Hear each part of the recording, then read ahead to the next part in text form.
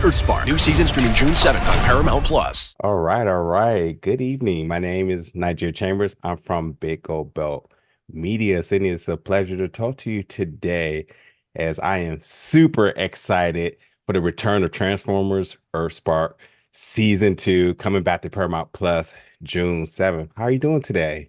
I'm doing good. Thank you so much for having me. Absolutely. Because this is an audio recording, if you do not mind, please state your name and your diligence on this amazing show. Sure. So I'm Sydney Mikayla, and I play Robby Malto on Transformers: EarthSpark. Thank you so much. I appreciate the time today. Um, wow, Robbie is a character that makes me kind of look back and say, like, man, I was a little problematic as a kid. And as we mature and start to really understand our own body autonomies and just the world around us, and in the world of Transformers, which we all love this IP, but ultimately a character like Robbie, we just connect with. For you, I just want to know, take me through the emotions when you first received the script, and I truly want to give you your flowers for your tremendous voice acting work. But I want to know all the way to the point when you were cast for Robbie, you was like, wait a minute, Robbie? And then ultimately just understanding his characters. And as you as a woman, was there anything that you kind of learned about how much of a knucklehead us boys were when we were younger? Oh man, that's such a great question. So to start, I remember auditioning for the role. Um, just kind of like reading the script. They didn't say what it was for, just because it was such a big project. So normally they don't say like what it is for those. But I knew I was auditioning for a boy, which doesn't really like bother me because I think it's just the beauty of voiceover work is like you kind of get to move outside of the, I guess barriers that physicality can sometimes put in place. Yeah. I can't really play a teenage boy in real life, on camera, but voiceover acting is the one place where you can do that and a whole bunch of other crazy things, and it's just the magic of what you can create in the studio. So it was quite exciting when I did find out I got the role. I got to work with Christy Reed again, who is one of my favorite top 10 or like top yeah, she's amazing, amazing voiceover director. Like she's so incredible, and Yeah. just the way her mind, it's golden. It's amazing. I love working with her every single time. um but so that was really the process of like me actually like getting the role, and it was quite incredible. I'm trying to think of the other parts of your question. Yeah, and just just understanding just how much of a knucklehead us boys were when we were younger. And we'll talk a little bit about the maturity in a second, but just your initial thoughts about him. I think Robbie's actually quite mature for his age. I have little cousins, and you know what I mean? When they're like angry, they don't even communicate anything. They just like go straight to Fortnite. I'm like, okay, well, see you later. So, Robbie, I mean, I think they had to write him that way too, just so like we as the audience know what's going on, because I'm Yeah. sure if he like communicated like my little cousins, we would be like, what's happening in the story? Like, we have no idea what's going on. So, Yeah. no, but seriously, so I think Robbie actually has some like valid concerns and things he has to deal with. He's in a new space, but he's Yeah. also doing these amazing like bots, but also he still has rules and is still like living in a household where he's got to do his chores and the dishes and homework and all of those good things. So I think he's doing pretty good for a teenage boy. Like I'm not too much judgment, not too much judgment. And nonetheless, it is a beautiful arc in its own because now really seeing him prioritizing family and even dropping that in this first episode that I checked out of this season. I'm just such a fan of Robbie because I just connect with him in so many different degrees. For you, talking a little bit about the voice acting work. Now, first thing, as you mentioned, voice acting is acting. That's sort of the Bible I live by here. But what's beautiful about animation is that, like, when you do the work, you know it's your voice, you know the script, you know the character, but ultimately when you see the animation, there must be a measure of shock factor because now you're seeing it all comes together. I'm curious now, just now looking back at the success of season one with the excitement of season two coming, just for you as the actor, when you see things come into place for this series, what's sort of your reactions to that? I mean, it's quite incredible just to see it all come together. I really love all the aspects of it. I love the writing of the show and like seeing that aspect and then seeing all the drawings come together. The team's so great. They're always like, look, you made this little drawing. Like, we think it's going to be this and that. Like, they're super excited just to show everything. And I got the pleasure of going to Comic-Con with the team too, to New York and London with them as Yeah, well. So like getting to spend that extra time, just seeing how invested the whole team is in the show is just really quite beautiful. So yeah, just seeing it come together is just I really love it. It's yeah, unlike anything else you're gonna experience. So I think voice acting really just has that beauty to it, and yeah, I really think that the beauty of voice acting is also, and just like animation in general, is that it really does take time, and good things take time, and so I think that is tough in a world where everything can be created so quickly. So I do love yeah, that about animation as well, that there are so many drafts to get to the final draft, even though it's still on a timeline. yeah. There's so much thought put into every single stage, which is really important to me. As a fan, I just want to say it's always so amazing and yeah, beautiful to see you all attend conventions such as New York Comic Con, San Diego Comic Con, and I'm always excited when I see the slate of Paramount Plus properties appearing. So yes, I did get to attend New York Comic Con, so I'm glad you mentioned that.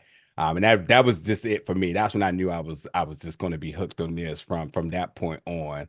But as a huge Transformer fan, I got to say, what a time to be alive because this IP is heating up. This may be the hottest it's ever been in years. And I mean, first of all, we got Transformers 1 movie, we got the G.I. Joe Transformers crossover coming, the Transformers 40th anniversary, the movie 40th anniversary just passed. And then obviously with Transformers EarthSpark season 2 coming just around the corner. For you being a part of this IP and now this legacy, have you just sat back and maybe even pinch yourself living in this moment? I mean, it's really incredible. I am super grateful. So I think maybe not had like a lot of time like just sit back and pinch myself, but I am very grateful, and just journaling about that gratefulness a lot, especially during the Mm. strike and everything like that, to be able to still have a way to have that outlet of like creativity and to be doing something that's so fun. Yeah, just a lot of gratefulness because it definitely has just been tough in those like seasons. So to still be able to have this and to be able to work on it has been very beautiful. Mm, mm. I peeped that journaling tidbit in there too. That's a beautiful thing, and I appreciate that as somebody who's very pro therapy and really staying intact with mental health and positivity. So it's good to hear that. Yeah. Um, Two other questions for you really quickly here. Your voice acting work is just tremendous, and we're going to talk a little bit more beyond just your voice acting work. It's something I'm very excited to talk about when we wrap this up. But with Robby, can you talk about some of the little tweaks and variations you take with Robby in terms of being in the energy exosuit? The more relaxed to the more amped up version of him.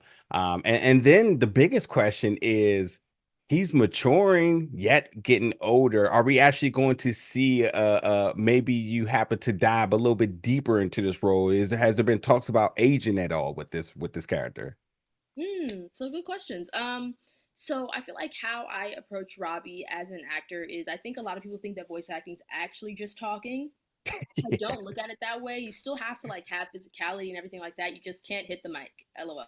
So like yeah, if I'm gonna clap or like if I'm running, I really have to like run in the studio, but like do it in a way where like, you know, I'm not making too much noise, which has also been like a fun thing to like maneuver, like, oh no, I'm wearing a polyester jacket. Like let me take this off. So it's like, not too loud. But I think Yeah. that's a really big thing. So yeah, I have to like ground myself a little bit more. My dad's also from Philly, so I think I used a lot of inspiration from that as well. And then in terms of aging, the truth of the matter is that, it takes such a beautifully long amount of time, I feel like, for it to be developed and in the most beautiful way because, it needs that time. That I think my voice just kind of like grows along with it.